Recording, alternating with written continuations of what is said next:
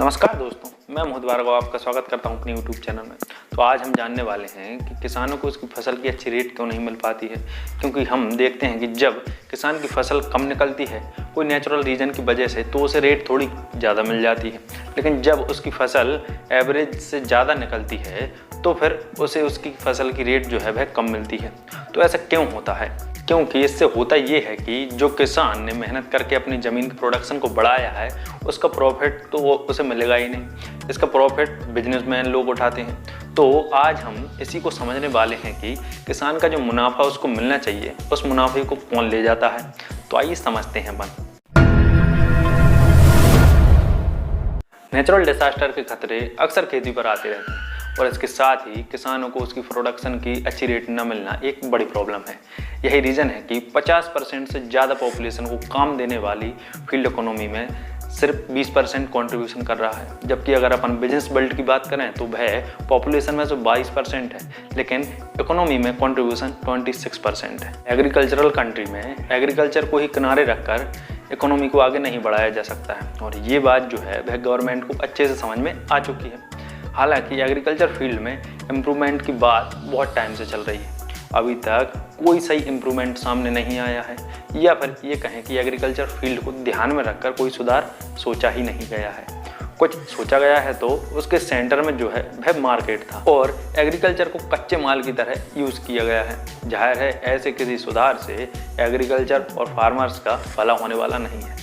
प्रधानमंत्री फसल बीमा योजना, प्रधानमंत्री कृषि सिंचाई योजना, प्रधानमंत्री किसान सम्मान निधि, किसान क्रेडिट कार्ड, सॉइल हेल्थ जैसे कई पहले किसानों की बेहतरी के लिए की गई हैं, लेकिन इन सब का रिजल्ट अच्छा नहीं आया है और किसानों की जो कंडीशन है उनमें कोई चेंज नहीं आया है। नीति आयोग के डेवलपिंग फार्मर इनकम 2017 के अनुसार 22.5% किसान फैमिली गरीबी रेखा के नीचे जी रहे हैं। बिहार, झारखंड, उड़ीसा, एमपी जैसे कई स्टेट्स में बीपीएल किसानों की परसेंट 30 से 45% तक है। अशोक दलवाई कमेटी की एक रिपोर्ट के अकॉर्डिंग प्रति किसान की एवरेज मंथली इनकम 5,843 रुपये बताती है और नेशनल स्टैटिस्टिक ऑफिस के सिचुएशन असेसमेंट सर्वे 2019 में किसानों को खेती से होने वाली कमाई 27 रुपये पर डे बताई गई है। आप भी समझ गए होंगे कि 75 सालों में हमने कितना डेवलपमेंट किया है। इनकम के इसी डेटा के कारण कंट्री में पर फार्मर फैमिली पर एवरेज 47,000 रुपये का कर्ज है। केरल, आंध्र प्रदेश, पंजाब, तमिलनाडु में कर्ज का एवरेज सबसे ज़्यादा है। नेशनल क्राइम रिकॉर्ड ब्यूरो की रिपोर्ट बताती है कि कर्ज के कारण 2015 से 2019 के बीच में सिर्फ 4 साल में 55,266 लोगों ने आत्महत्या की है। कृषि जगत की यह तस्वीर डरावनी है। इसका बड़ा रीज़न है कि किसानों की उपज का अच्छी रेट न मिल पाना। अब आप भी समझ सकते हैं कि हमारे देश में अन्नदाता कहे जाने वाले की रियल सिचुएशन क्या है और वह कौन सी प्रॉब्लम को फेस कर रहा है। वैसे उस देश को पिछड़ा माना जाता है जहां जीडीपी में कृषि का योगदान ज़्यादा होता है, लेकिन भारत को ऐसे नहीं माप सकते हैं क्योंकि मौसम और सोइल हमारे देश को कृषि में टॉप पर बनाते हैं। अब ये समझते हैं कि हमारे देश में एमएसपी की ज़रूरत क्यों आन पड़ी है, क्योंकि आज़ादी से पहले तो वैसे भी कोई ऐसी व्यवस्था नहीं थी।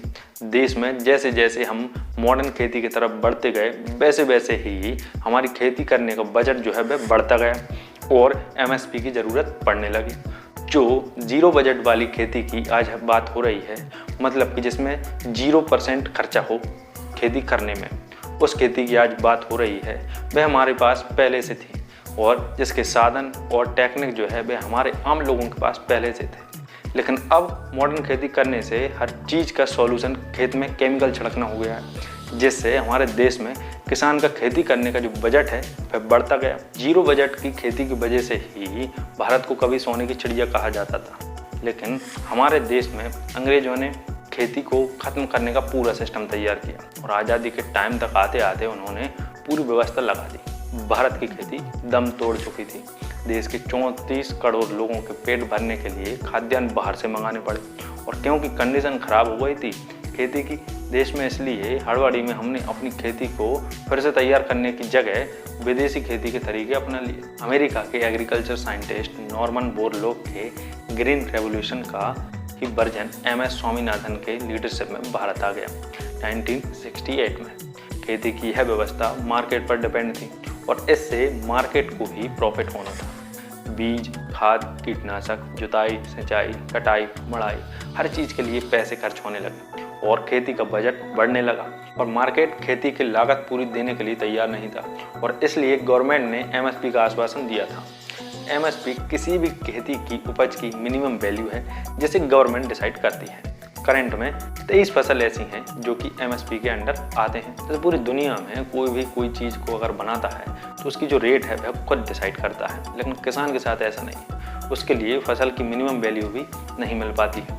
Organisation for economic cooperation and development और Indian council for research on international economic relation की ओर से 2018 में किए गए स्टडी से पता चला कि फसलों की खरीद एमएसपी के नीचे होने के कारण 2017 और 18 की रेट के हिसाब से देश के किसानों को हर साल 2.65 लाख करोड़ रुपए का लॉस हुआ है।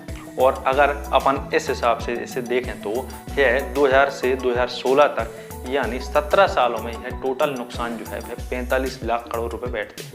इसके अकॉर्डिंग भी आप समझ सकते हैं कि किसानों को कितने बड़े घाटे से गुजरना पड़ा है।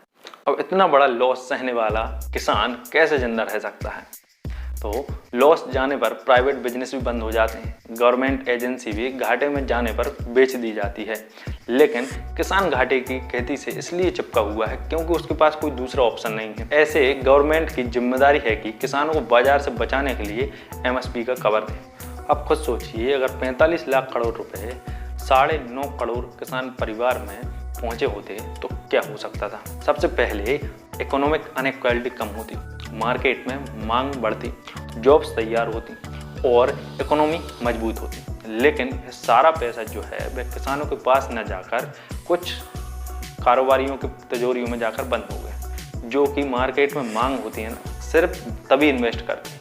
एमएसपी की गारंटी से खेती की लागत भी कम होगी और जीरो बजट वाली खेती जो है वह लौटने का रास्ता भी साफ होगा। मिनिमम वैल्यू की गारंटी होने से किसान जो है वह फसल की जो साइकिल होती है उसे अपनाएंगे, जिससे खेतों की फर्टिलिटी लौटेगी, तो केमिकल खाद और पेस्टिसाइड का यूज़ भी कम होगा, पानी की खपत कम होगी और एनवायरनमेंट हेल्थी होगा और खेती की लागत कम होगी तो नेचुरली एमएसपी भी नीचे आएगी। कस्टमर को सस्ता और हेल्थी खाद्यान्न मिलेगा, जिससे हेल्थ सही रखने के लिए खर्च कम होगा। यानी एमएसपी जो है वह हर किसी के लिए प्रॉफिटेबल है, बस शर्त यह है कि इसको लागू सही तरीके से किया जाए। आप समझ गए होंगे कि किसान के पास पैसा क्यों नहीं, क्योंकि जब फसल निकलती है तो उस टाइम पर किसान के पास पैसा नहीं होता और पैसे न होने की वजह से वह उस टाइम पर वह फसल को मार्केट में बेच देता है, क्योंकि जब फसल निकलती है तो मार्केट की मांग की जो है वह पूर्ति हो जाती है और दाम जो है वह सस्ते हो जाते हैं और उसी टाइम पर जो बिजनेसमैन लोग हैं वह उस सस्ते दाम पर किसान की फसल को खरीद लेते हैं और वह स्टॉक करके रख लेते हैं। जब मार्केट में दोबारा से मांग बढ़ती है और जो फसल है उसका भाव बढ़ता है, तब वह बिजनेसमैन लोग उस फसल को मार्केट में उतार देते हैं और पूरा मुनाफा जो है वह खुद कमा लेते हैं। इससे होता जो है वह किसान को मुनाफा मिलना चाहिए थी, वह कौन ले जाता है? वह बिजनेसमैन लोग ले जाते हैं। तो इसी के कारण किसान की जो है वह आज के टाइम में बेकार हालत है। मुझे उम्मीद है कि आपको वीडियो पसंद आई होगी और अगर आपको वीडियो इन्फॉर्मेटिव लगा हो तो वीडियो को लाइक और शेयर जरूर करें। चैनल को सब्सक्राइब करना ना भूलें, क्योंकि मैं मोहित भार्गव ऐसी ही इन्फॉर्मेटिव वीडियो लेकर आता रहता हूं। तो नमस्कार, जय हिंद, वंदे मातरम।